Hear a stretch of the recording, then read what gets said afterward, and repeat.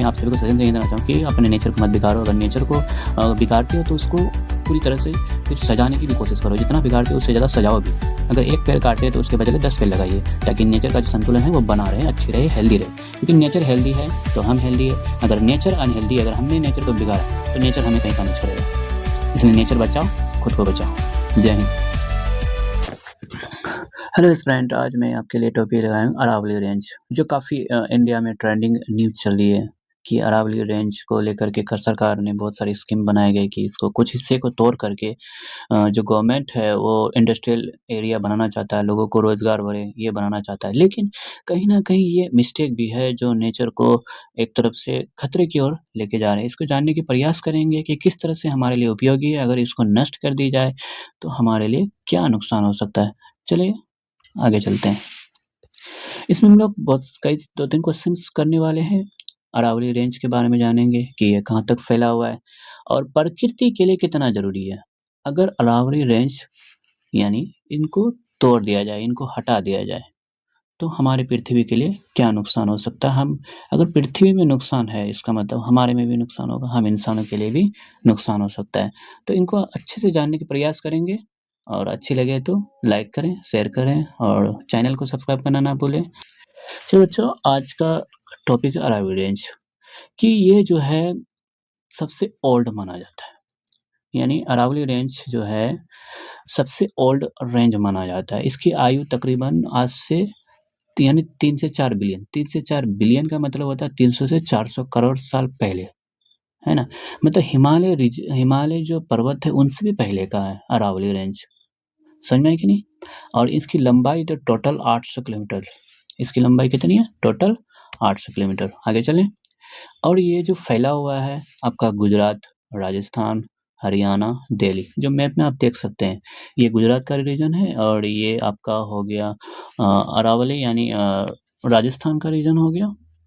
हाँ, तो ये आपका गुजरात रीजन हो गया, ये राजस्थान, और यहाँ से छोटा-सा दिल्ली से अटैच है और यहाँ पे बगल में आपका हरियाणा है, जो ये 4 स्टेट से जुड़ा हुआ है। आगे चलें।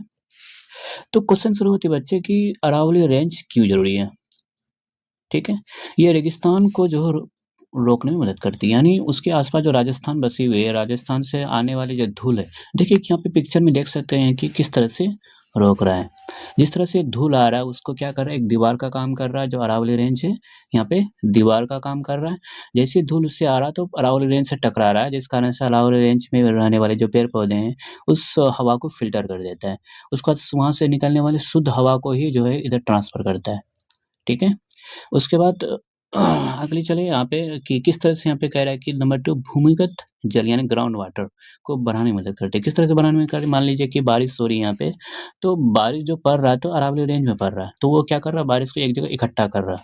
इकट्ठा करने का फ़ायदा ये है कि जितने भी पानी यहाँ पे जमा होंगे, एकत्रित होंगे, वो पानी नीचे जाएगा, ज़मीन के अंदर जाएगा ही, अंडरग्राउंड जाएगा ही, जिस कारण से क्या होगा, अंडरग्राउंड वाटर में बढ़ोतरी होगी। आगे चलें। हाँ, तीसरा कारण है कि बारिश और जलवायु का संतुलन, यानी बारिश करने में भी हेल्प करता है और जो क्लाइमेट्स है, वहाँ पे उसका तापमान को भी नियंत्रण करने में मदद किस तरह से कर रहा है, मान लीजिए कि यहाँ से आपका हवा चल रही है, फिर से जा रही है हवा। हवा जा रही है तो डायरेक्ट किससे? पहाड़ से टकरा रही है हवा। किससे टकरा रही है? पहाड़ से। जैसे पहाड़ से टकराएगा तो वो कहाँ जाएगा? ऊपर जाएगा। ऊपर जाएगा वो, और ऊपर का एटमॉस्फेयर क्या होता है? ठंडा होता है, और बारिश के लिए चाहिए कि हवा को ठंडा होना है। जैसे हवा जाता है वहाँ जाके ठंडा हो जाता है तो क्लाउड बन जाती है, और जैसे ही क्लाउड बनेगा तो क्या होगा, फिर धीरे-धीरे बारिश के रूप में नीचे गिरेगा। तो मतलब एक तरफ से ये क्या करता है, बारिश करवाने में भी मदद करता है, और दूसरी बात, अगर बारिश होती है तो वहाँ पे तापमान भी क्या होगा? संतुलन रहेगा, बिल्कुल एवरेज रहेगा, ना ही ज़्यादा ना ही कम रहेगी। और दूसरी बात, ये प्रदूषण को कम करती है। जैसे कि मैंने बताया कि किस तरह से हवा को फ़िल्टर करने का काम करता है। ये हवा को किस तरह से रोक रहा है, आने वाली जो धूल कण है उसको रोक रहा है, उसको फ़िल्टर कर देता है, और उससे आने वाली जो धूल है वो रुक जाती है, और वहाँ से हवा खुद फ़िल्टर होकर के हमारी तरफ ट्रांसफ़र हो जाती है। मतलब ये प्रदूषण को भी कम करता है। आगे चलें। हाँ, चलिए बच्चों, अब नेक्स्ट टॉपिक में चलते हैं कि अरावली रेंज अगर ना रहे तो क्या प्रॉब्लम आ सकती है? देखो बच्चों, अगर अरावली रेंज ना रहे, इसको किसी भी तरह से डिस्ट्रॉय कर दी जाए अपने जो ह्यूमन बॉडी है वो अपने लिए अपने निजी के लिए जो है वो किसी भी तरह का नुकसान पहुँचाए अरावली को, तो हमारे अंदर क्या इफ़ेक्ट आएगा वो देख ले सकते हैं। जो उससे आने वाली जो रेत है, यानी रेत, रेत कहे तो डेज़र्ट, जो आने वाले डेज़र्ट है वो जो है हवा में फैलेगी और जाएगी कहाँ तक?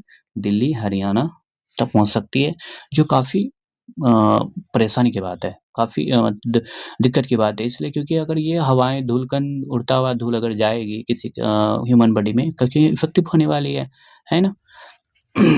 और दूसरी बात ज़मीन में सूखने लगेंगे, ज़ाहिर-सी बात है अगर वहाँ बारिश अगर होती नहीं है तो क्या होगे?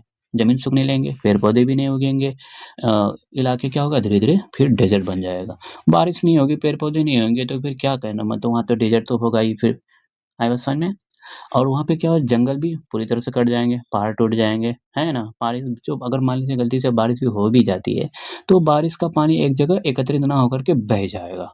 अगर बह कर कहीं और चला जाएगा तो वो पानी क्या होगा ज़मीन के नीचे बहुत ही कम मात्रा में जाएगी। जिससे क्या होगा कि नतीजा क्या होगा कि जो भूमिगत जल है, उसमें आपका कमी आने लगेगी।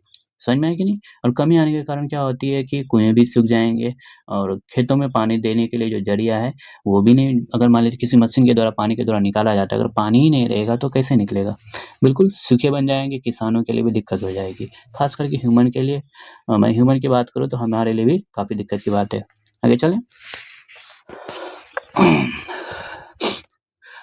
अगला टॉपिक अगला 3 नंबर पे चलते हैं कि अगर अरावली ना रहे, तो आपको मैंने बताया कि धूल और प्रदूषण सीधे शहरों में एंटर करेंगे। क्योंकि अरावली नहीं रहेगा, जो रेगिस्तान है वहाँ से मान लीजिए कि ये रेगिस्तान है, ये आपका रेगिस्तान है, यहाँ जो डेज़र्ट था ये जो अरावली था, ये अब डिस्ट्रॉय हो गया। तो यहाँ से जो चलने वाली हवा है, वो क्या करेगा? सीधे ऊपर से जाएगा कहाँ? सिटीज़ में एंट्री करेगी, है ना? और इस अब रेगिस्तान से निकलने वाली जो ये मतलब हवा होगी, वो क्या होगी? एक टाइप से धूलकण से मिला होगा।